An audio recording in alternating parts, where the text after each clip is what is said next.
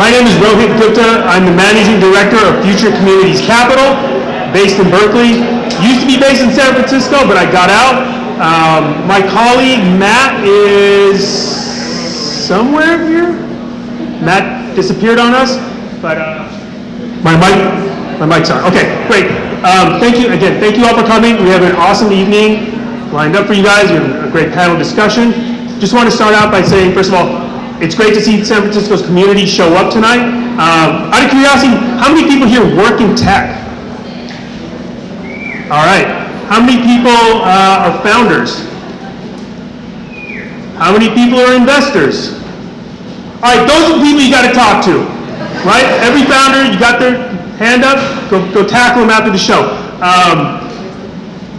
Want to say thank you to my friend Peter. This event really is all Peter. Last event, he came up to me at the end and said, I want to throw a sports tech event. Let's do it. So this is all his brain, his genius, his network. Most of you, I think, know Peter, know Liz. So thank them for doing this.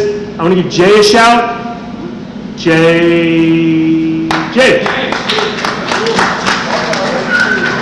This space is all because of Jay. Jay's been super great to work with, and this is amazing. Like, he hooks it up, he makes sure everything runs tip-top. Really excited to be here. We're gonna host some more events. A couple of them coming up in September. Peter's got a sports tech event, and then we're gonna do a TechCrunch Disrupt after hours here as well. I think that's already live on their site. That's sponsored by upview.ai, and I think I'm sponsoring that as well, but my name is not on there yet. And I also want to give a shout out to my friends over at Truffle Shuffle. The food is all them. They came through for us today. They're my good friends, and they've really been awesome to work with in terms of getting better food at these events. I know often it's like garbage food, it's not healthy, or there's not enough or whatever. So they're first and foremost like chefs who really care about community and care about people, and this was their sort of thing. And Jason here, founder of Truffle Shuffle, got a couple minutes. He wants to launch his new product soon, so I thought I'd give him a chance to talk about it.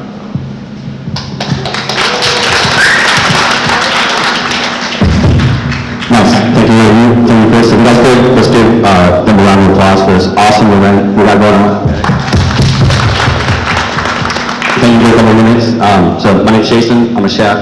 I thought it would make sense to just introduce myself. So started cooking, got to spend about 4 years at the French Laundry, left, and got to cook for some incredible tech founders who I had no idea who they were at the time.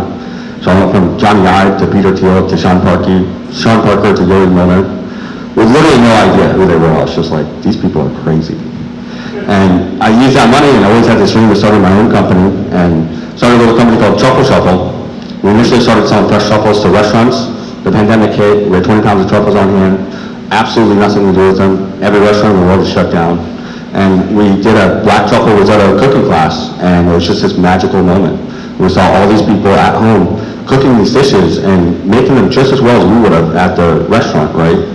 And we really leaned into it, and we grew the business from about $20,000 a month to $1 million a month, and built this online culinary platform. So truffleshufflesf.com. We got a new site coming out next month, truffleshuffle.co. Pretty sick, kind of.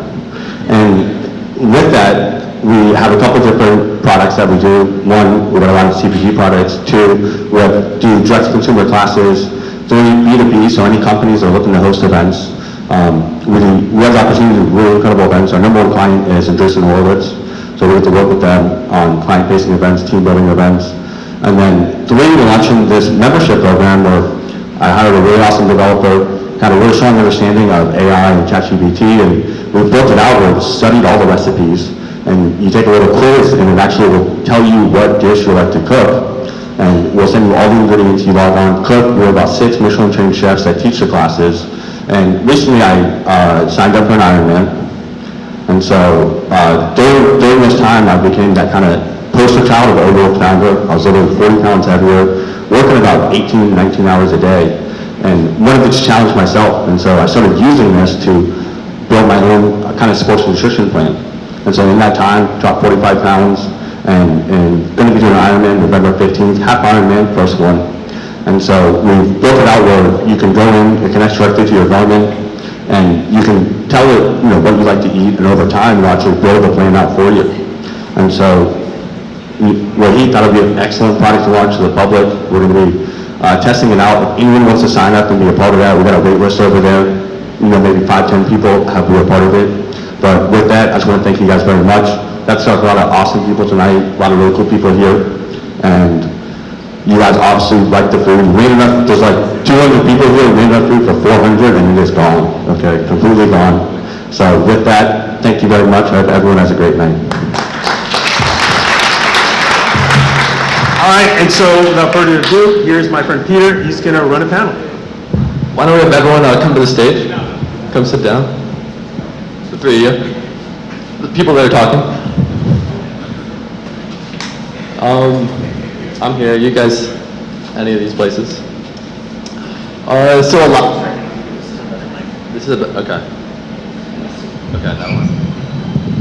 Is this better? Okay.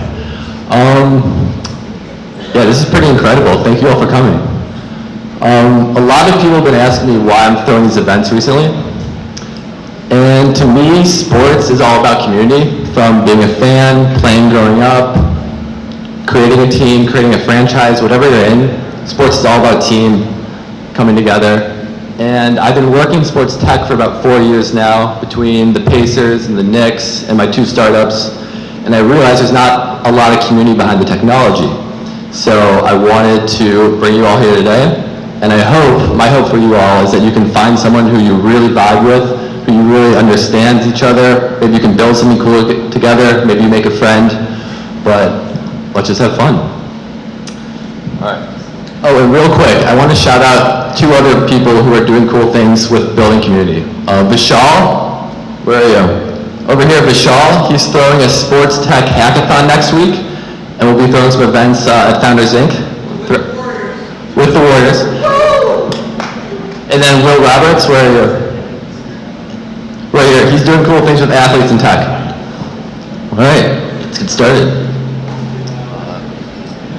We have that second mic.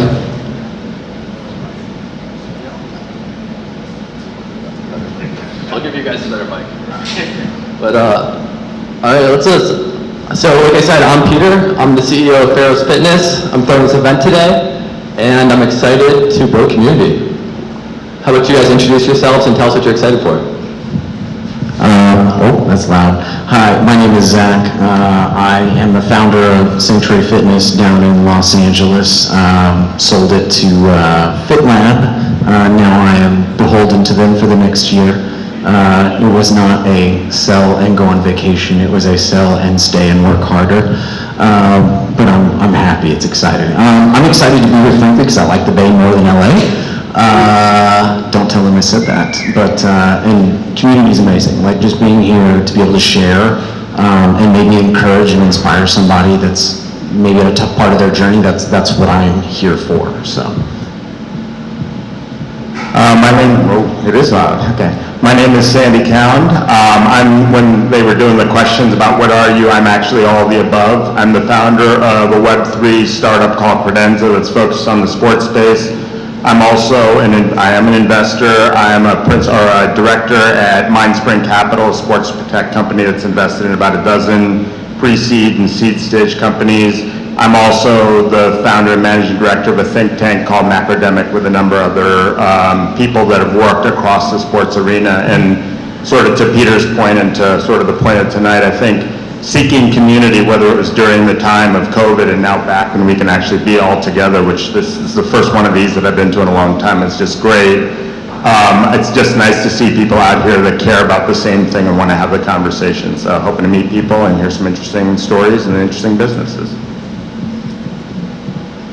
Hello, good evening everyone. My name is Nicola, founder and CEO of Strive. Out of towner here, but excited to be in the Bay Area for some good people and good food. Strive is a human performance company that's focused on human movement analysis, and it's been great to meet fellow panel members and get to know some of you so far.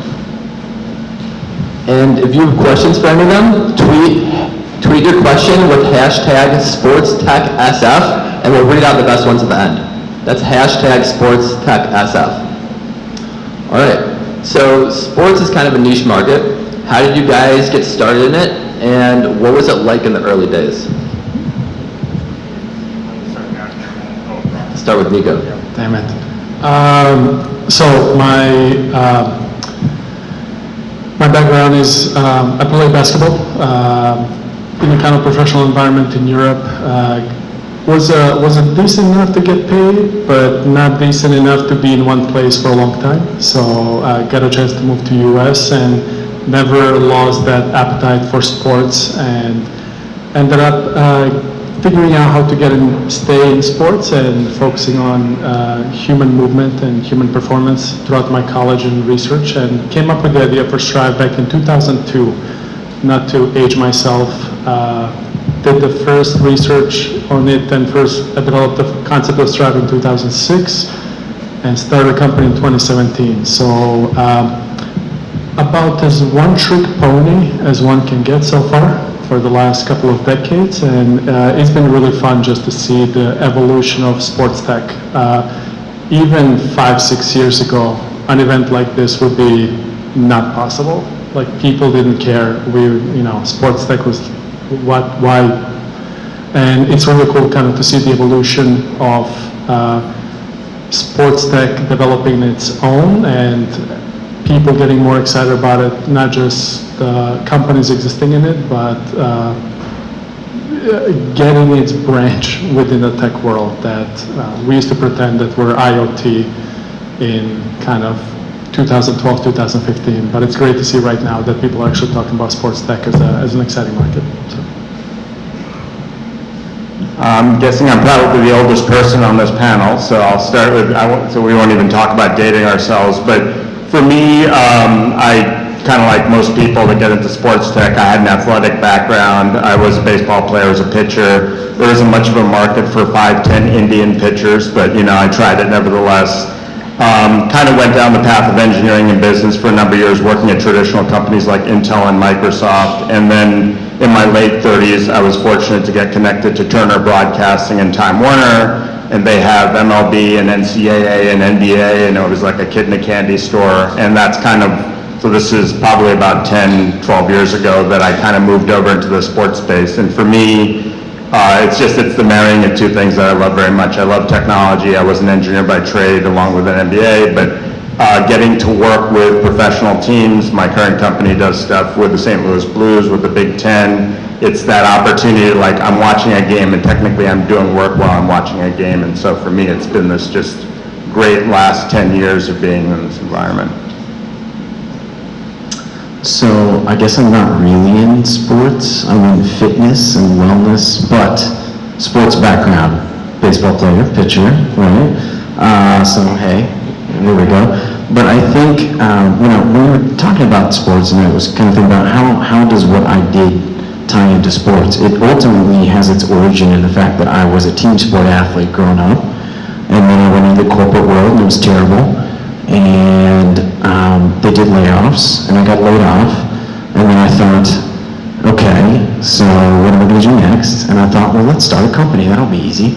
And it wasn't easy, but the thing I got into is I thought, what do I want to do? And what I really missed was team environment, right?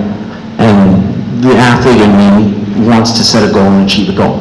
And I think that everybody has a bit of an athlete in them, right? They may be scared to embrace it. So how do you encourage somebody to set a goal and then try to take steps to achieve it with support, community, a team? And I didn't see that when I would go and work out, and I would go and take fitness classes because they offer free week trials and I was unemployed, so I was just trying to get out of the apartment and go do something, right? And so I'm going to take advantage of those free weeks. So for me, I saw this opportunity to do something a little different in the fitness space where people actually were coming in and being asked, truly, what are you here for? Why are you here?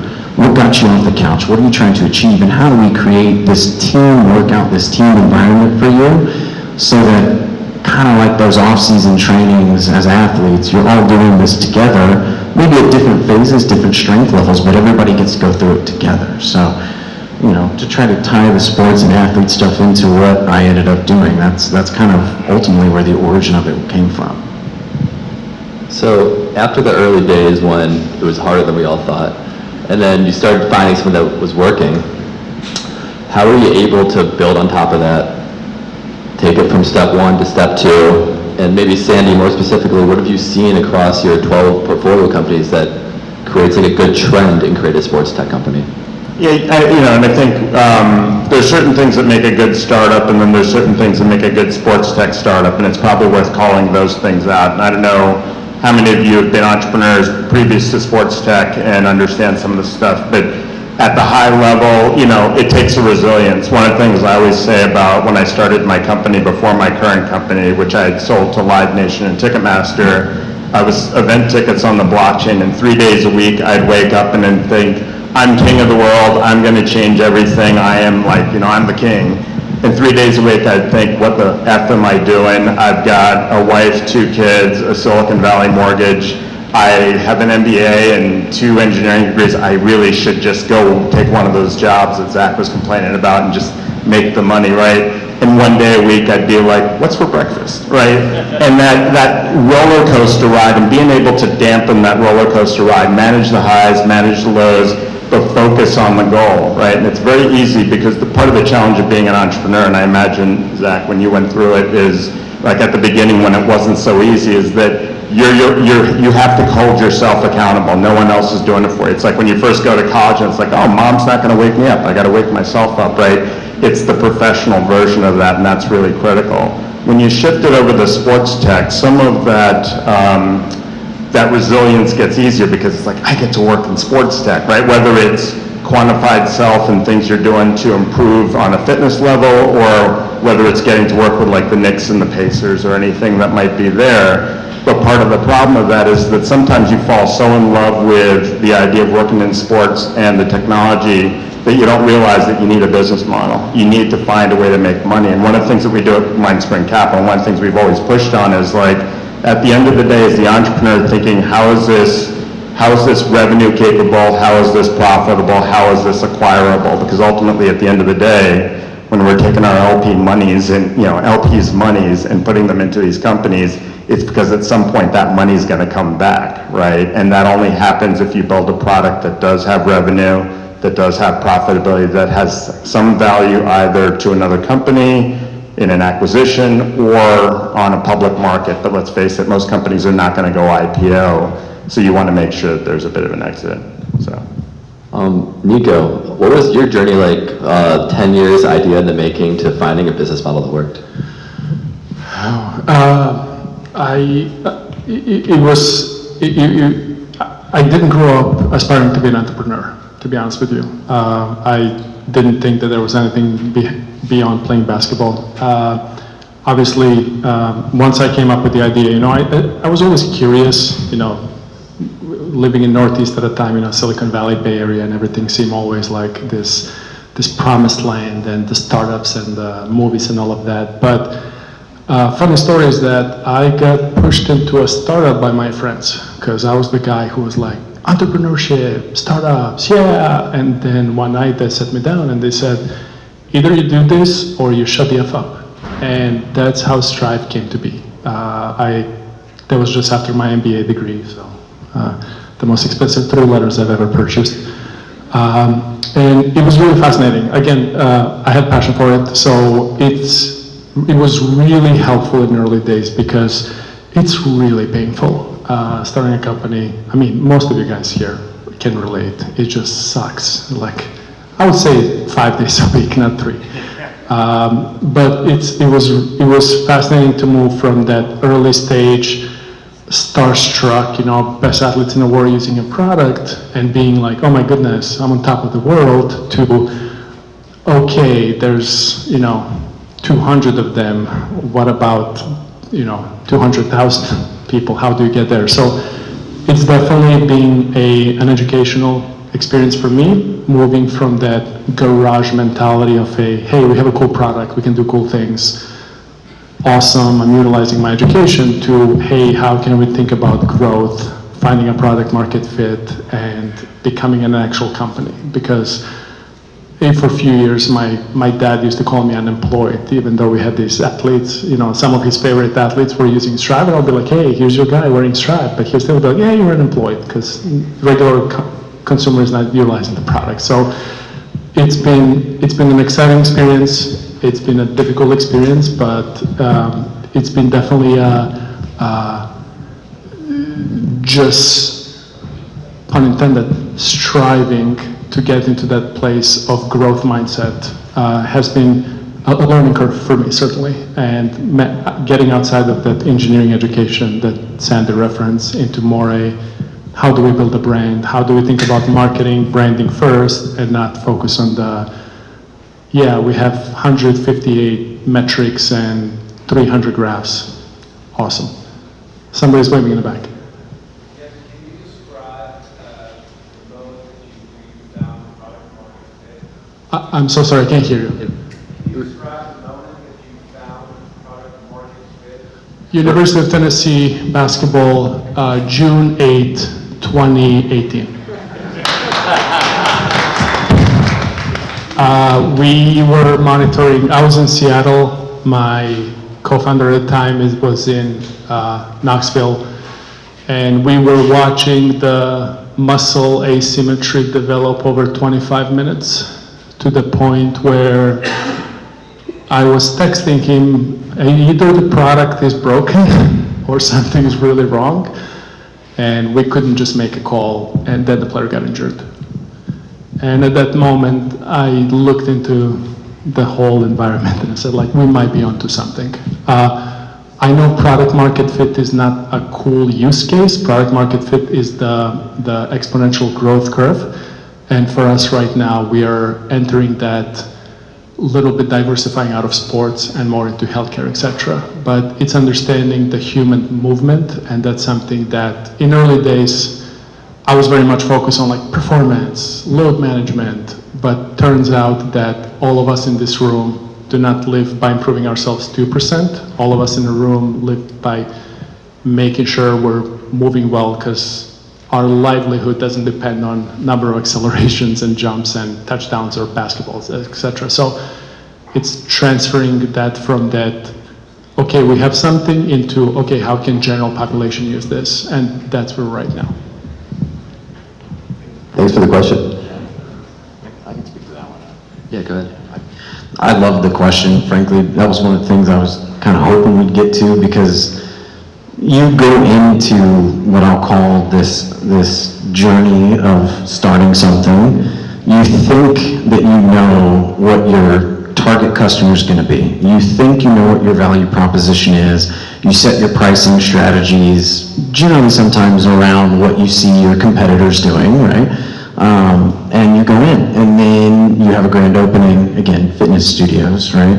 People come in, they take this class, you talk to them after the class, why don't you do this? It's great for you. And they're like, cool, and they walk away.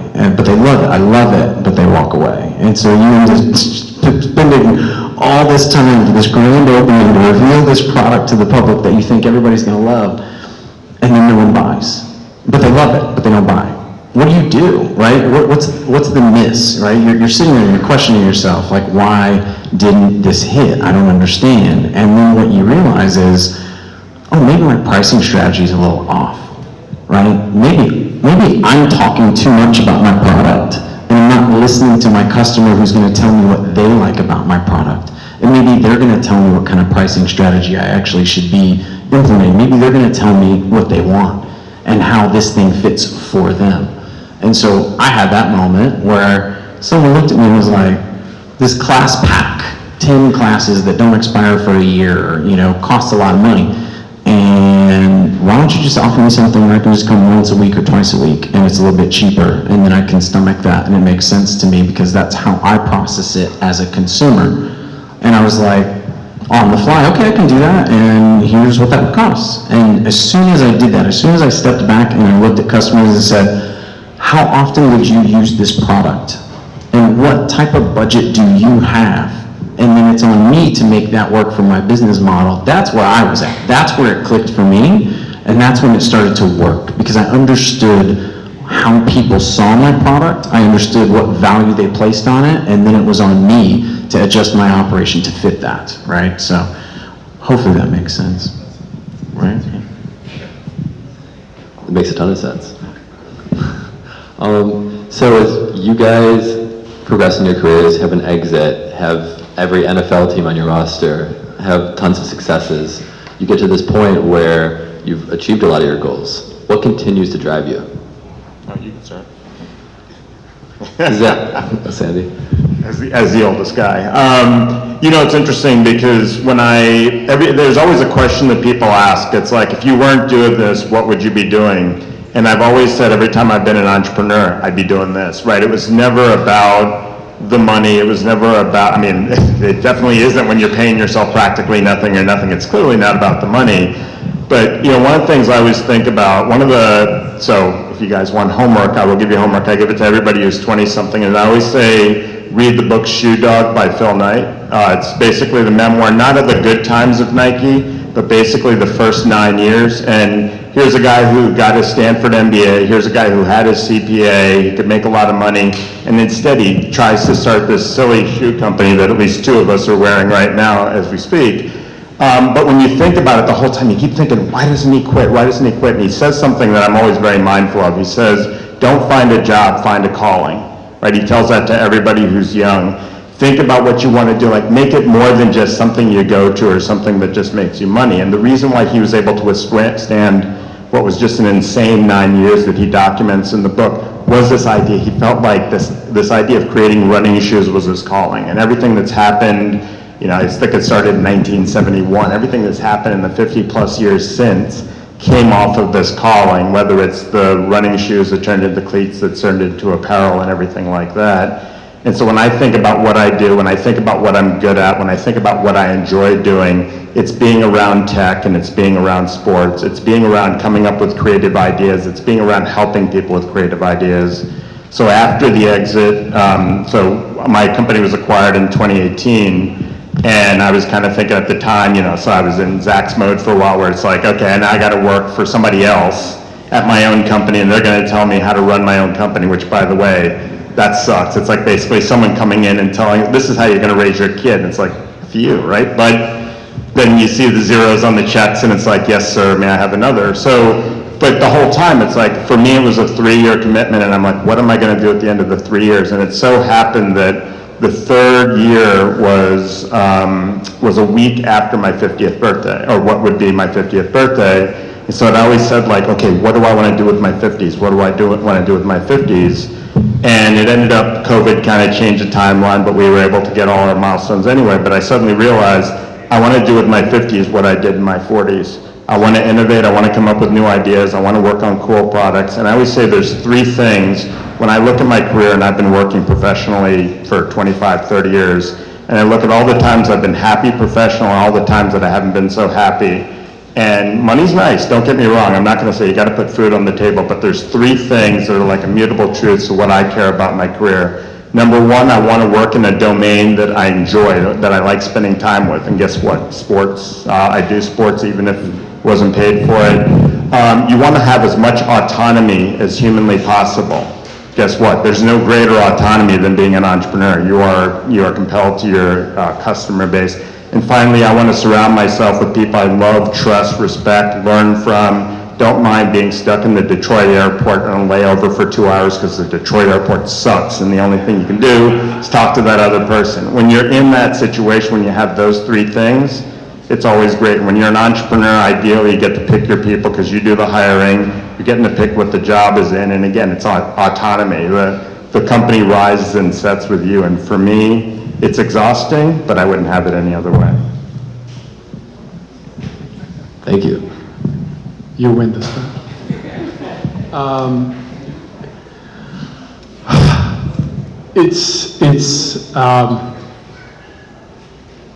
For me, again, I can relate to Sandy a little bit, but at the same time, like, I don't know what's next for me. What inspires Strive is that in 2002, when we were training in the off season, I witnessed 7 injuries in one day. We were training in the mountains, high altitude. Our coach believed that if you want to win the cup, you have to train in the mountains and your lungs will be healthier. And his whole point was the lungs will be healthier. Witnessing those 7 injuries that one day was very frustrating because we sucked that whole season because everybody was injured. And that kind of triggered me into Strive, into thinking about Strive. What keeps me going is making sure that doesn't happen to anybody.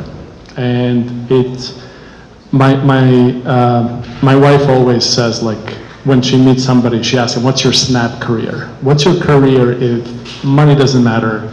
You have food, shelter, all those things, and people say, like, I would work at a garden or something like that. For me, it would be just sailing around the world nonstop. But what's preventing me from my snap career being executed is the vision for what human health can look like in a preventative form when it comes to the movement, eliminating the knee pain, hip pain, back pain when people enter their 60s. You know, I love athletes, I love sports, I love watching ESPN and seeing Strive athletes wear the product and then look in my computer to see what their data is saying in real time. It's cool, it's sexy, but the vision ultimately for this is making sure that people like my grandmother who fell and died 2 years ago, that those things don't happen. And the vision ultimately is making sure that not just athletes are taken care of, but that we can all be able to run after our grandkids when we enter our 70s and 80s, and to do that in a healthy and efficient manner. After Strive, I'm like Sandy, like I don't know, sail, I guess. I think this is, we'll get a little more interactive here, right? Who's out here that's founder types, folks? Where are you? There was a lot of hands, right? There was a lot of hands, okay. To the point, it's not money, right? It's not money. I think you think it is going in, you know, like, oh, I'm gonna get, you know, at some point I'm gonna exit and I'm gonna have money. Really, you don't want money, you want freedom. You want freedom. Like, you want the ability to not worry about money. That's actually what is one of your drivers, right? And what are you gonna do with that freedom? Why do you value it? What do you wanna do? And for me, it was, how am I gonna go impact the world when I don't have to worry about putting food on my own table? Because then I have freedom to go and actually do something that matters, right? I think that's something you have to keep in the back of your mind. But then you can apply that to your efforts on whatever it is that you're pursuing. How does it have a tangible impact on the world around you, i.e. other human beings, of which we all were isolated from one another for quite a while. And I think remembering that anything you're doing is going to have an impact on the world around you if you choose for it to, can be a pretty big motivating factor, right? And so for me, it's the other piece is, why not? If I have capability to achieve something, why would I not shoot for that? And I think that's the athlete in us, right? You have a goal, make it a big goal, and go for it, because what else are you doing with your life? What else are you doing? You gonna watch TV? There's nothing good on TV anymore. We know this. Like, do something that matters. I think that's what it really boils down to. We're going to ask one more question here. How many of you in the audience are in your 20s or 30s? All right, so most of us. This is the question I like asking most people I meet. And what is one piece of advice, if you could go back and talk to your younger self, what would you tell them as they're starting their journey? Again, it's the one who's like spent the longest time since my 20s. You know, I think a lot of it comes back to, you know, it's about risk tolerance, right? No one's going to remember any of the mistakes you made in your 20s. It's an incredibly liberating time, right? Nothing necessarily sticks with you. I think a lot of times when I was in my 20s, that was the time that I worked for Intel and I went to business school. And it was always about like, I gotta be the most this, I gotta be the most that, right? And I was afraid to take risks. I took a very strict, like tight line, and kind of reminds me of Nicola's point. Like, I grew up in a family that did not value entrepreneurship. It valued going to a name school, going to name companies, kind of following a very strict line, and like always fitting in the top of the rank charts or anything like that. And it wasn't until, and yet meanwhile, at the same time, I'd always kind of thought in the back of my mind, I think I'm more meant to be an entrepreneur. And the fact that I didn't take the risks in my 20s made me suffer the mistakes a little bit later in my career than I wish I had. One of the things I'll tell just a very quick story. I was telling this to somebody else a couple of days ago, but when the pandemic happened, basically going back to March of 2020, The next month, I was set to go back to my alma mater to speak to a bunch of classes, and I was really excited about it. It had been 25 years since I had graduated with a master's there. It was like the prodigal son returning and everything, and of course, COVID kind of cut that out, and at first I kind of felt sad for myself because I'm like, oh my God, like they're ruining it, like I can't go back, and then I realized that a lot of people were getting reneged on summer internships that summer, right? Because basically there was no work to be done. And I know I was a Ticketmaster at the time. We had pulled back all our summer internship offers.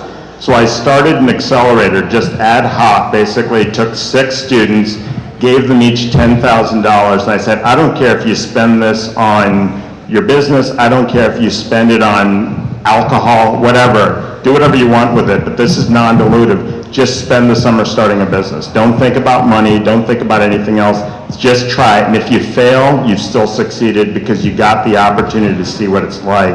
And having that window of freedom where no one cares about it, because I gotta be honest with you, again, in my early 50s, I know a lot of people who said they were gonna start businesses, who talk about starting businesses, and every year you get older, every year you eventually get married or you have kids or whatever else it is. Every one of those things is an additional obligation. Every one of those things is another reason not to do it.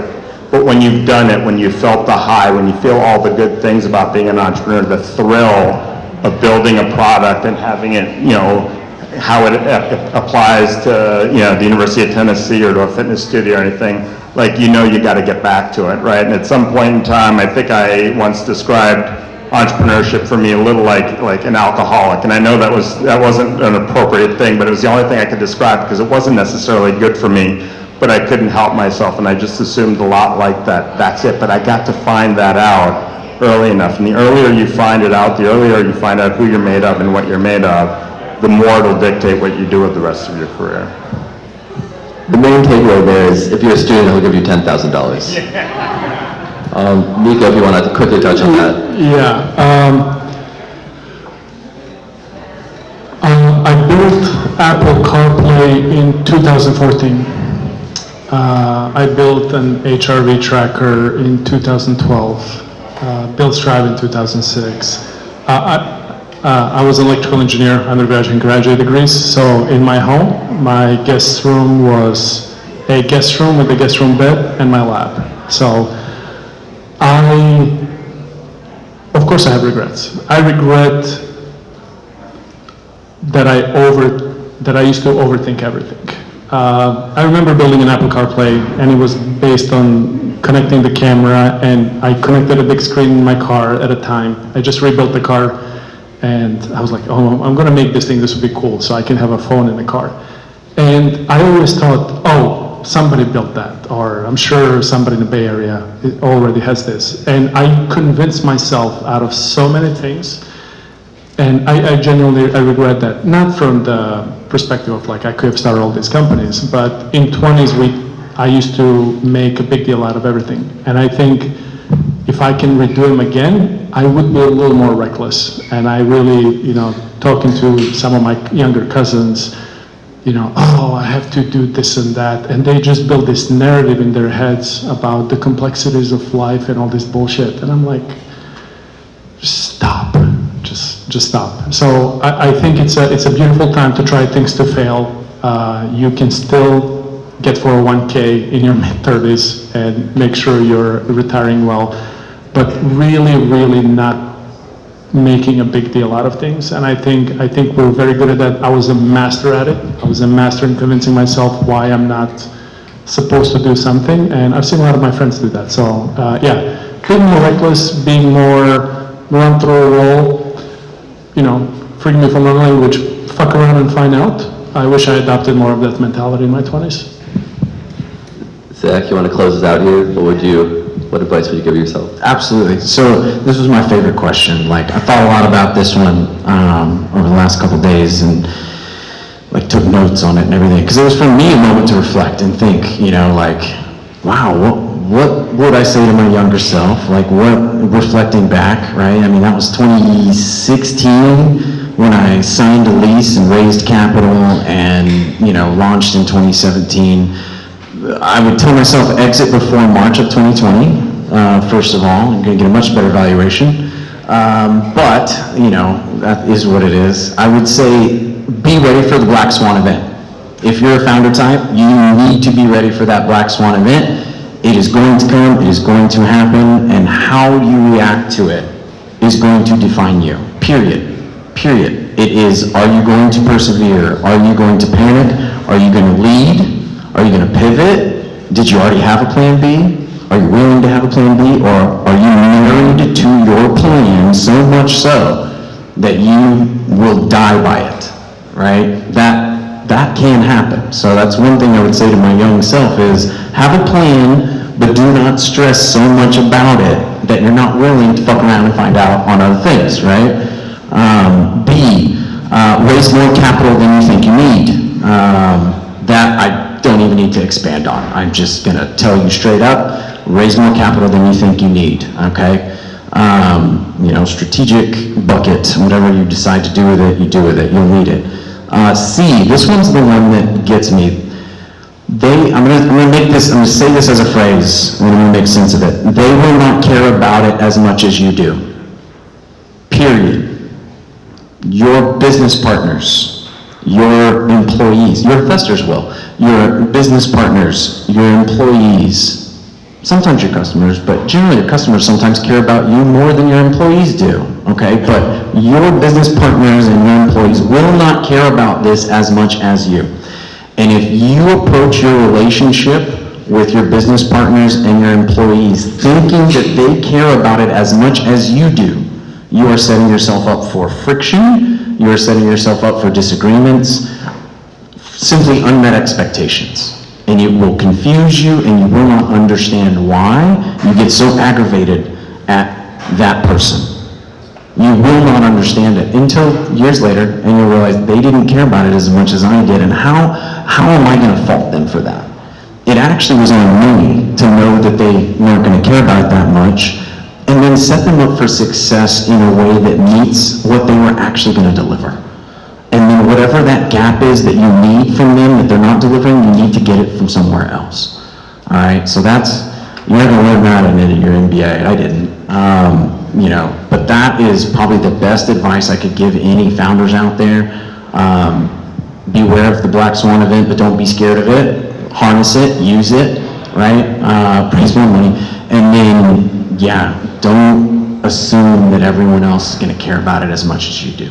Can I just add something really quick on that? Please. I love that last one's probably the one that I resonate with the most. And one of the things I realized, I've started 4 companies, and I think it was somewhere in the second company that I realized it, and I had kids at the time, and I think the kids helped me because for those of you that do have kids, you care about the kids more than anything, you're obsessed with them. I have a brother. My brother's a lovely human being. He's one of the most important people in my life. He has no kids. He loves my kids, but you know what? He sees them, and then at the end of the day, he goes home, and he compartmentalizes, right? What happens when you start a company is that, and I've always said every time I have a company, it's like my third child, and everybody else that I'm working with are uncles and aunts, right? You have to recognize that at the end of the day, no one cares about your kids more than you, no one cares about your startups more than you. You have to compartmentalize that. You have to understand, you want them to love it, you want them to care about it, and that's why I'm always fascinated by what's going on at the company I will still call Twitter, which is that Elon Musk was asking for this insane amount of commitment, and yet he had a lot more at stake, $44 billion or whatever, than all these other people. So the fact that people stayed says a lot about his charisma, but at the end of the day, he has to understand, nights and weekends, but we're not making a return on $44 billion. We're just trying to get paid and get our salaries and go home. So having that awareness, I think is such a huge thing. Thank you, guys.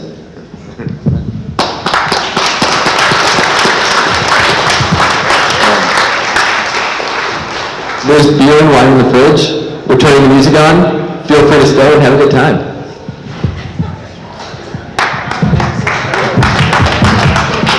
Hey, just want to say thanks again, everyone, for coming. A couple of the shout outs. Matt, I just saw him. He just disappeared again. Matt, I don't know. Matt's somewhere around here. Go ask him all your startup questions and get money out of him. And then Peter Berry. Where's my man Peter at? Peter's right there. Peter is the only banker that I talk to on the phone. Every other banker has to email me. If Peter calls, I answer. Everyone else is on email basis only. Go talk to Peter. Go talk to Matt. Thank you all for coming. We'll see you in a few weeks.